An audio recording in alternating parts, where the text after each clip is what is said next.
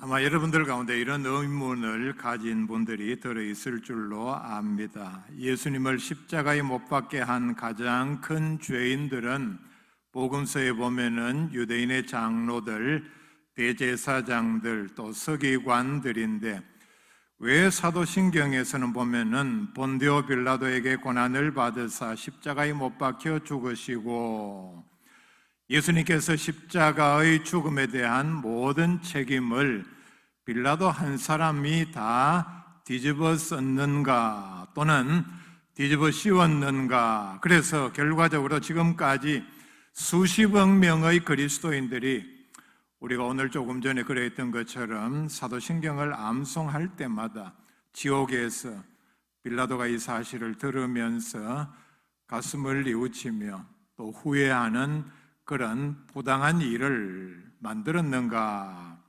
생각할 수도 있습니다. 사도신경에 그 내용이 들어있다면 우리가 이렇게 생각할 수 있습니다. 예수님을 십자가에 달려 죽게 음모를 꾸미고 유대인들을 선동한 것은 물론 성경에 나오는 대로 유대인의 장로들, 대제사장들, 서기관들이 분명하지만은 분명한 것은 그들에게는 사형 집행을 행할 권한이 전혀 없었습니다. 이 당시에는 사형 집행 권한이 당시 유대를 식민 지배하고 있던 로마 제국의 총독인 빌라도에게 있었습니다. 빌라도가 이런 모든 권한을 가지고 있었기 때문에 그에게는 예수님을 살려줄 수 있는 권한이 충분히 있었습니다. 그런데 반대로 예수님을 십자가에 못 박아 죽이라는 마지막 판결을 했기 때문입니다. 빌라도의 법정에서 일어난 예수님의 이 판결에 대한 재판은 인류 역사상 행해진 가장 기이한 재판입니다. 하나님의 아들이시며 우리의 구원자요 심판주이신 예수님께서 한 지역의 권력자 앞에 서서 피고로서 모든 신문을 당하시고 거기에다가 조롱, 수모까지 당하신 다음에 결국은 십자가에 달린 재판입니다. 빌라도는 예수님께서 죄가 없으시다는 사실을 누구보다 잘 알고 있으면서 그는 최고 판결권자로서 진리, 정의가 아닌 거짓과 불의의 편을 들고 말았습니다. 재판을 하는 과정에서 자신의 내면에서부터 흘러나오는 양심의 소리를 분명히 들었음에도 그 모든 소리를 다 묵살하고 자기의 총독 자리를 유지하기 위해서 죄 없으신 예수님을 십자가에 못 박도록 그대로 내주고 말았습니다. 결국은 빌라도의 법정에서 행해진 이 재판의 결과 선과 진리는 짓밟히고 악과 위선 그리고 탐욕이 득세한 법정이 되고 말았습니다. 희한한 사실은 참 우리가 매우 이해할 수 없는 이러한 불의한 법정에서 빌라도의 법정에서 예수님께서 무죄의 판결을 받았다는 사실입니다. 재판 과정에서 드러난 빌라도의 모든 행태를 보면은 그는 매우 비겁하고 위선적이었으며 권력욕에 사로잡힌 그런 사람이었습니다. 바로 그렇기 때문에 죄 없는 하나님의 아들을 십자가에 못 박게 내준 가장 큰 죄를 지은 사람이 되고 말았습니다. 이런 불의한 법정에서 불의한 재판관이 그리고 모든 엉터리 같은 이런 방청객들의 고함과 더불어서 참 이해할 수 없는 것은 동시에 예수님은 전혀 죄가 없다는 사실을 3번이나 선언한 자리가 바로 이 자리였습니다. 우리는 읽은 이 말씀 가운데서 짧은 말씀 가운데서 예수님의 무죄 판결이 3번이나 나옵니다.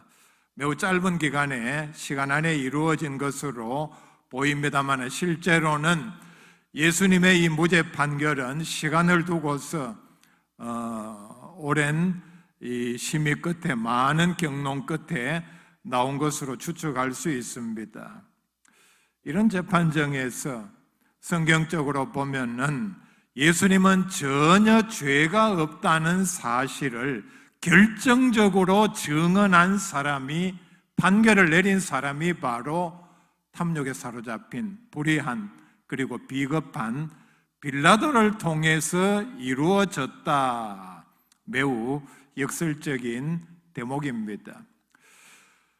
빌라도는 유대 지역의 총독으로서 그 이전부터, 그러니까 자기가 부임한 이후부터, 또 오늘 말씀에 나오는 예수님을 신문하는 내용들을 보면은 예수님에게는 죄가 없다는 사실을 잘 알고 있었습니다. 빌라도가 총독이 되어 유대 지역에 부임을 했을 때 그가 가장 신경 써야 할 내용은 황제의 관심사였습니다. 그 당시 로마 제국은 지금의 이태리 로마를 중심으로 지중해 전역을 걸쳐서 오늘날 나라로 치면은 40개국이나 되는 넓은 영토를 지배하는 그런 범위에 있었습니다. 그러니까 그 넓은 영토를 다스리면서 로마 황제의 가장 주된 관심사는 자기 관할 지역 안에서 반란 같은 소요 사태가 일어나지 않는 일이었습니다.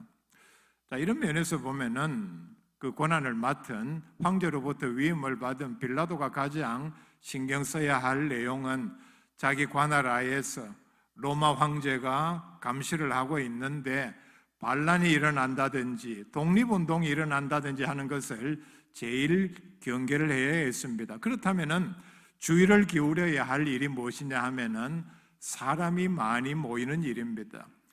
사람이 많이 모이면 어떤 일이 군중 심리에 의해서 일어날지 모르기 때문입니다. 예수님께서 하신 일들을 보면은 많은 지역에서 자기 관할 하에서 많은 사람들을 모으고 따라다니게 하고 이렇게 엄청난 많은 사람들이 모이는 일에 그것도 장기간 이루어졌기 때문에 빌라도는 예수님의 움직임에 대해서 오늘은 언제 어디에서 무엇을 하고 사람들이 얼마나 모였고 무슨 말을 했고 미리 알고 파악을 하고 그 다음에 결과 보고를 받고 요즘 말로 정보 보고를 충분히 받았다는 얘기입니다. 사람들이 그렇게 많이 모이게 예수님을 많이 따라다니게 그냥 내버려둔 이유가 뭡니까? 성경에 그런 대목이 나옵니까? 사람들이 많이 모여서 예수님으로부터 말씀을 듣고 있는데 로마 군인들이 와서 너희들이 이렇게 많이 모여서 지금 무슨 짓을 하고 있느냐? 혹시 로마 정부에 반항할 어떤 계획을 세우고 있지 않느냐? 무기는 가지고 있지 않느냐? 조사한 대목은 성경에 나오질 않습니다. 빌라도가 보기에 예수를 따라다니는 많은 사람들 모여서 무슨 말을 듣고 어떤 일들을 하는데 그냥 내버려둬도 로마 정권에 아무런 위해가 되지 않는다고 생각을 한 것이 분명합니다. 반란이 일어나면은 총독의 입장에서는 파면이 되고 그리고 경우에 따라서는 처형이 될 수도 있었기 때문에 가장 신경 쓰는 일이었다는 얘기입니다.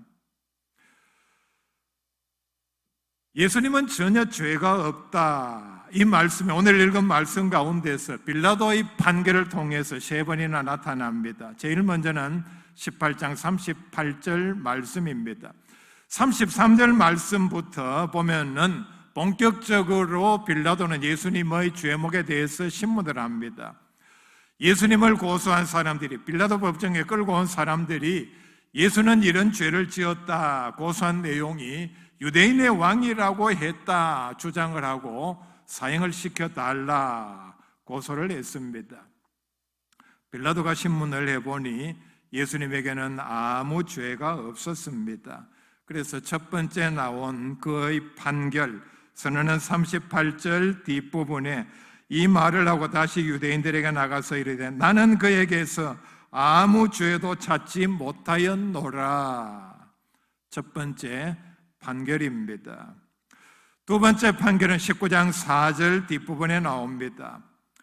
아무리 생각을 해봐도 이미 첫 번째 판결에서 예수님은 죄가 없다 선언을 한 다음입니다. 그런데도 유대인들의 고소, 분노는 누그러지지 않자 예수님을 석방하기 위해서 전례대로 유월절 특사로 강도 바라바와 예수님을 같이 놓고서 누구를 원하느냐, 누구를 놓아주기를 원하느냐.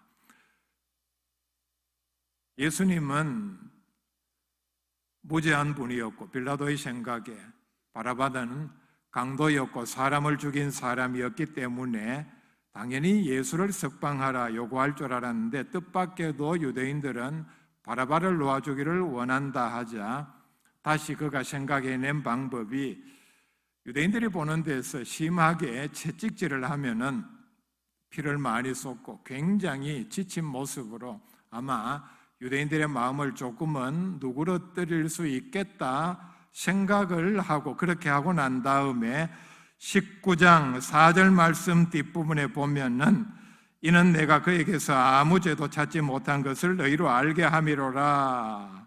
다시 두 번째 판결을 합니다. 채찍질하고 난 다음에 그가 내린 판결입니다. 세 번째 예수님의 무죄 판결은 예수님에게 가시관을 씌우고 왕이 입는 자색 옷을 입혀서 유대인들 앞에 세우고 난 다음에 그들의 반응을 기다렸는데 유대인들은 뜻밖에도 더 거세게 예수님을 십자가에 못 박으라 이렇게 소리를 치자 19장 6절 뒷부분에 보면은 빌라도가 이르되 너희가 친히 데려다가 십자가에 못 박으라. 나는 십자가에 못 박지 못하겠다. 나는 예수님에게 사형 판결을 내릴 수 없다. 그러면서 한 말이 나는 그에게서 죄를 찾지 못하였노라. 세 번째 판결을 내렸습니다. 세 번 판결을 내렸다는 얘기는 요즘 말로 1심, 2심 대법원까지 가서 세 번이나 이렇게 무죄 판결을 내렸기 때문에 예수님은 완벽한 무죄라는 선언입니다. 아마 그 당시에는 아마 이런 제도가 없었는지 한 자리에서 매우 길게 이렇게 재판을 하면서 이런 판결을 내렸습니다. 참 희한한 일이죠. 참 세상적으로 보면은 하나님께서 보시기에 매우 불의한 빌라도의 법정에서 성경적으로 매우 중요한 교리인 예수님은 죄가 없다. 이 판결이 세 번이나 나왔습니다. 여기뿐만 아니라 성경 많은 곳에서 보면은 예수님은 전혀 죄가 없는 분으로 설명을 합니다. 히브리서 4장 15절에 우리에게 있는 대제사장은 우리의 연약함을 동정하지 못하실 리가 아니요 모든 일에 우리와 똑같이 시험을 받으신 이로되 죄를 지으라는 모든 유혹은 우리와 똑같이 받았지만은 예수님에게는 죄가 없으시니라. 죄에 대한 유혹을 사람의 몸을 입고 엄청나게 많이 받았지만은 예수님은 죄가 없는 분이라 말씀을 합니다. 요한일서 3장 5절에 그가 우리 죄를 없애려고 나타나신 것은 너희가 아나니 그에게는 죄가 없느니라 말씀을 합니다.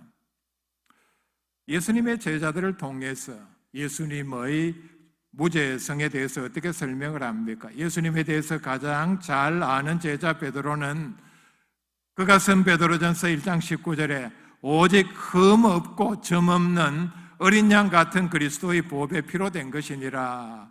예수님은 죄는 당연히 없으시고 흠도 없고 점도 없는 분이다.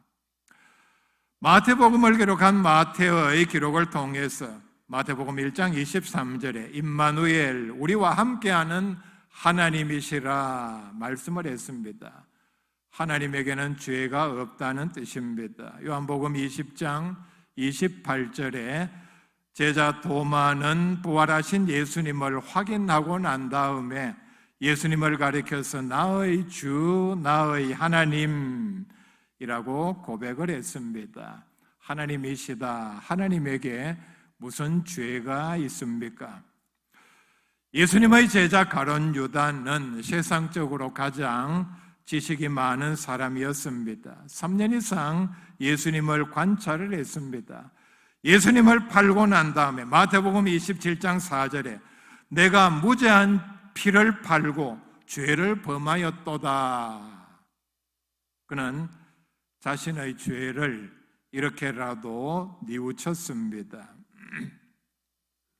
마태복음 27장에 보면 예수님께서 십자가상에서 운명하시자마자 성소 휘장이 위로부터 아래로 찢어지고 놀라운 이적들이 한꺼번에 일어났습니다. 땅이 진동하고 지진이 일어났다는 얘기입니다. 바위가 터지고 엄청나게 큰 바위들이 한순간에 그리고 순식간에 갈라지고 깨졌습니다. 무덤이 열리며 죽은 사람들이 많이 살아나서 이후에 보면은 많은 사람들에게 살아난 것을 보였습니다.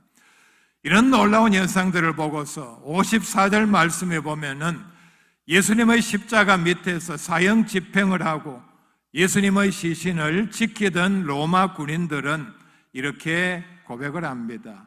이는 진실로 하나님의 아들이었도다. 하나님이시라는 얘기입니다.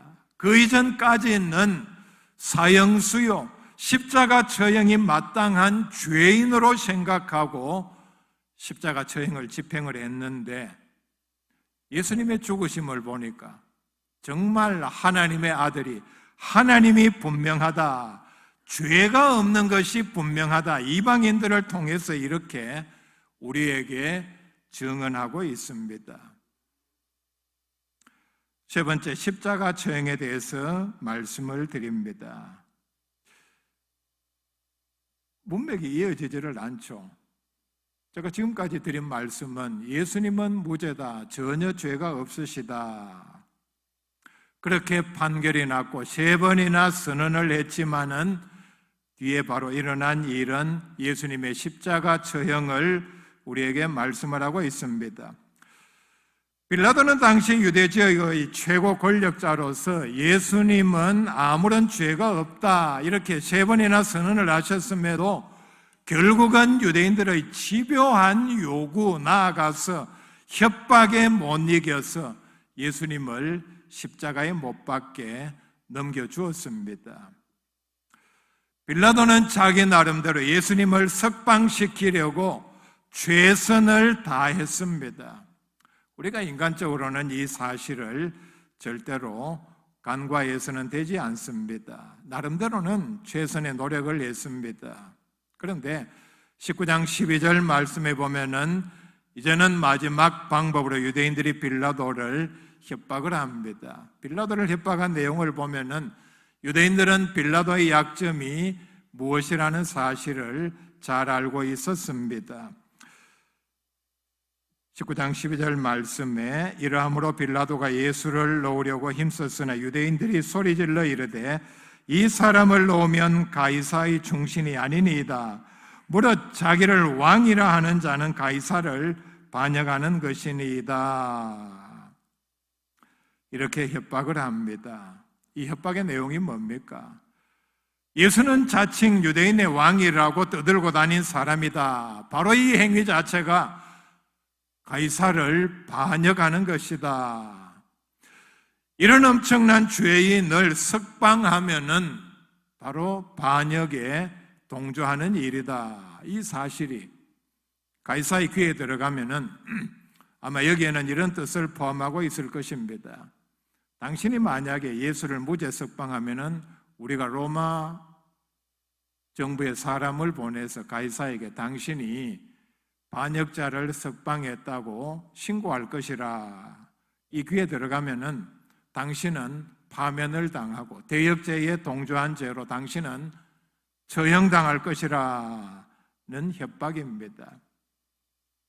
이 협박이 통했습니다. 빌라도는 자기의 총독 자리를 지키기 위해서 이 협박에, 양심의 소리에 그는 굴복하고 말았습니다. 그래서 예수님을 십자가에 못 박게 내주었습니다. 겉으로 보면은 재판정에서 일어난 일만을 보면은 유대인들의 요구가 너무나도 집요했고, 그리고 그들의 간악한 머리로 협박을 한 것이 통한 것처럼 보입니다. 그러나 그 내면을 보면은 우리를 구원하기 위한 하나님의 뜻이 바로 이 불의한 빌라도의 법정에서 이루어진 것에 불과합니다. 바로 우리의 죄를 위한 대속물로 죽으신 것입니다.